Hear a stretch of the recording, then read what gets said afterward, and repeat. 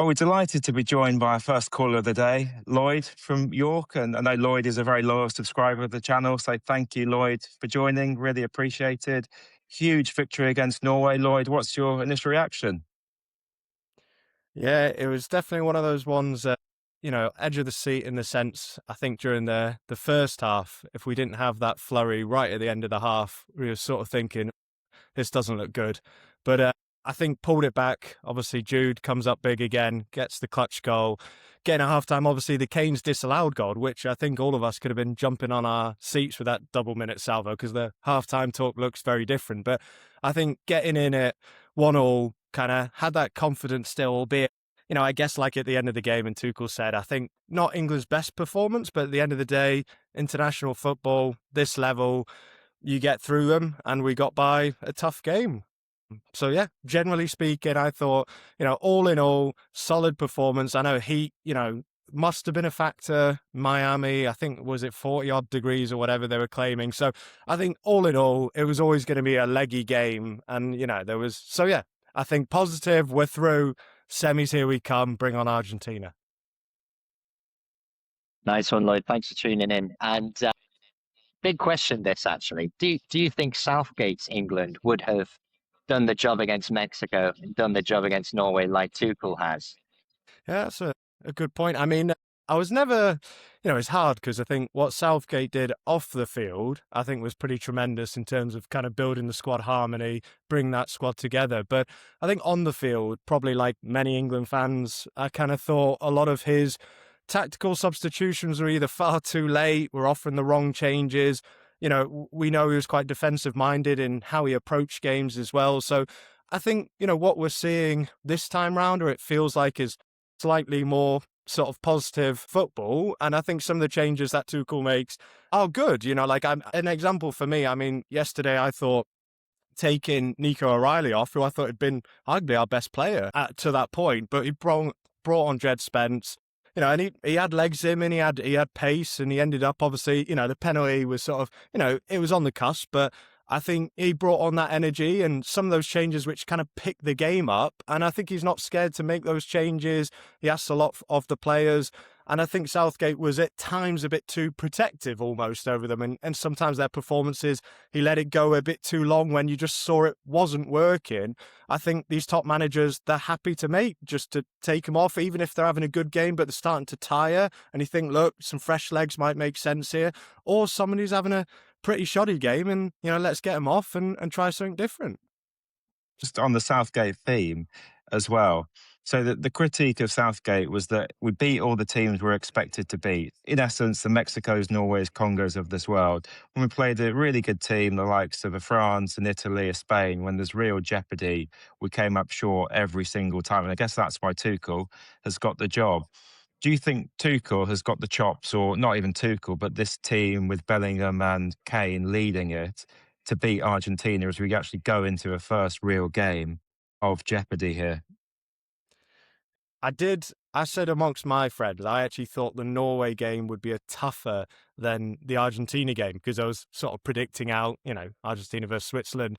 And I think the reason being is I think, Norway did present a physical challenge, big bodies, again, that kind of, certainly England's strengths tend to be, when you think of Kane, you think of Rice, set pieces, we are a physical team. We've got the height. So I personally think that there is a scenario where that Argentina game, a bit like the Mexico game, shows kind of our ability to be on the front foot a bit more. I think Argentina have shown you can score against them. I'm, not to knock. I think we all got on board the Cape Verde train, but at the end of the day, if they're getting at you, and I know one of them was a wonder goal, to be fair to him, but I think, it tells me I think England will be able to create chances and it'll be a more free-flowing game.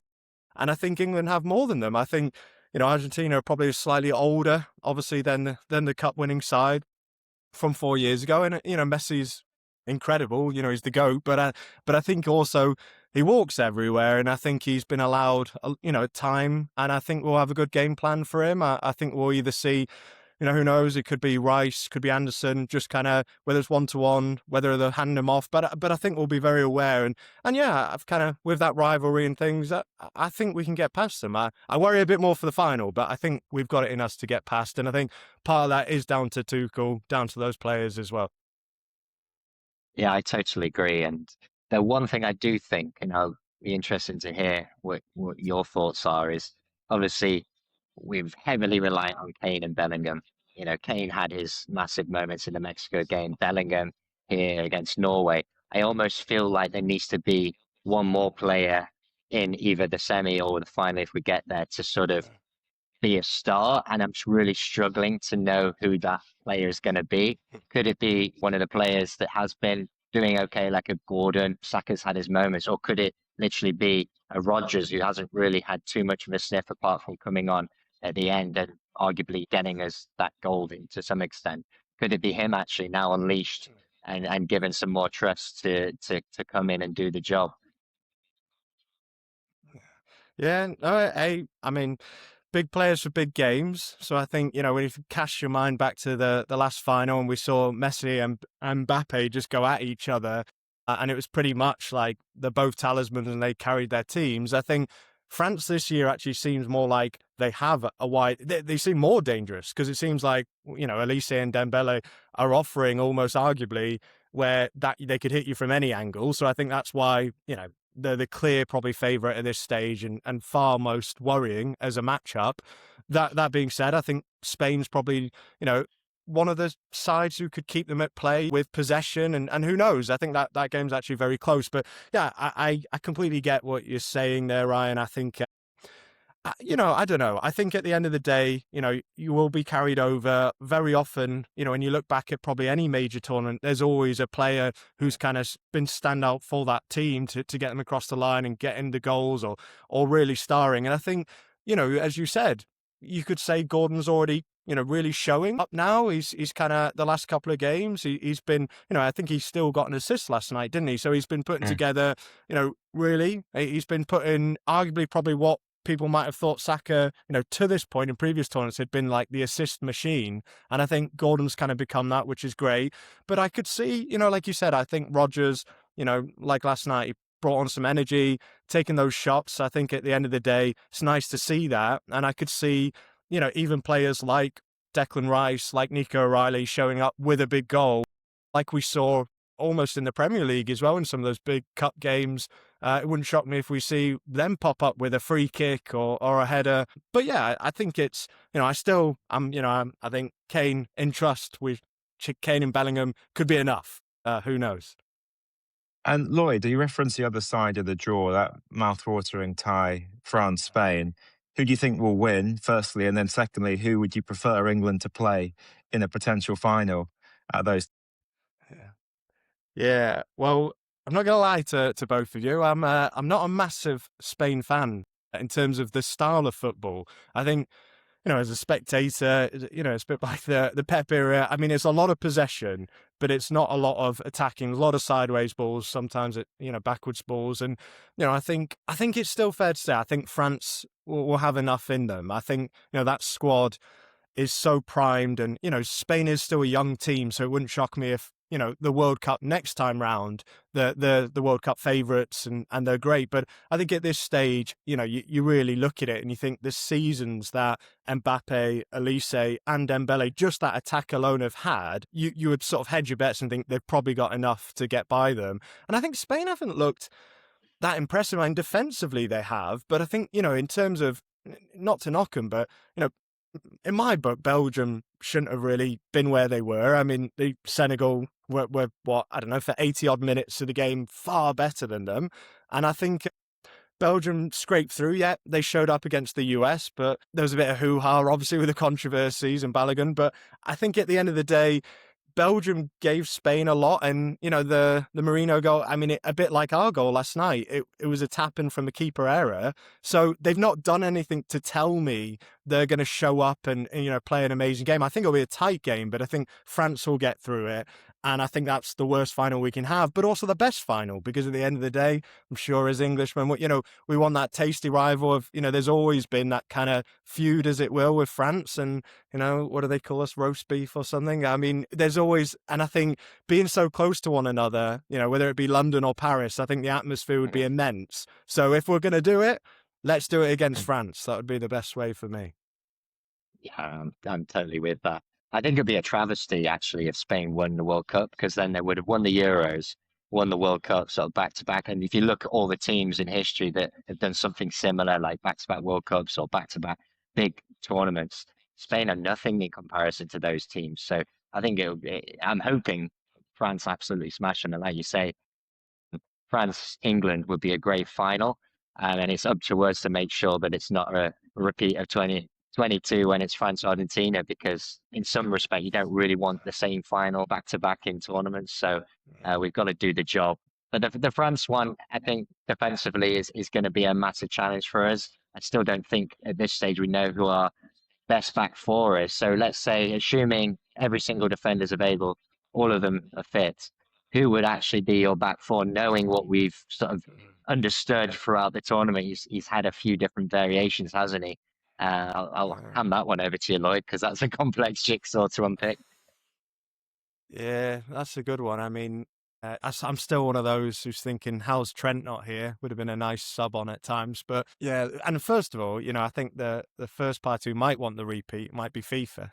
But hopefully we can get past that as well. But yeah. I think, back four, for me, Nico O'Reilly, I think he's been solid all tournament. He's there a lock for me.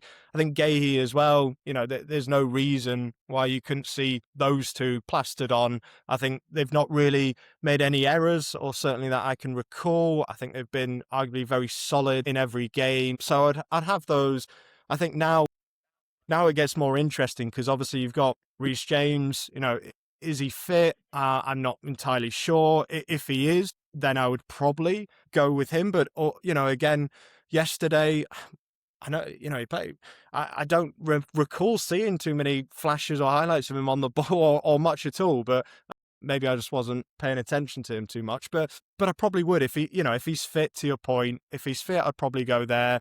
It's tricky because yesterday, that Stones-Gay partnership seemed to work relatively well, in the sense that Haaland was kept at bay. I don't think through the middle there was too many issues. In fact, I mean, I thought they played the line pretty well. You could argue most of Norway, which Norway had a lot, in my opinion, they were creating them from the wings. Nusa, and he was creating a lot.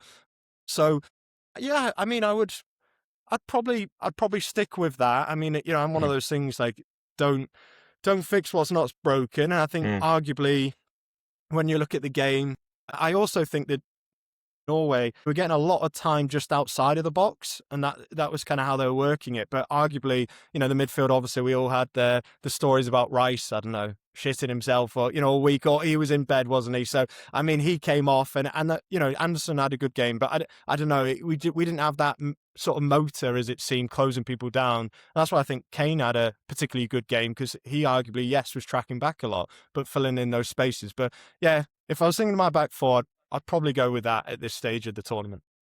I actually agree on that, Lloyd. I think that's the correct back four, and hopefully Tuchel listen to this podcast and see sense, finally.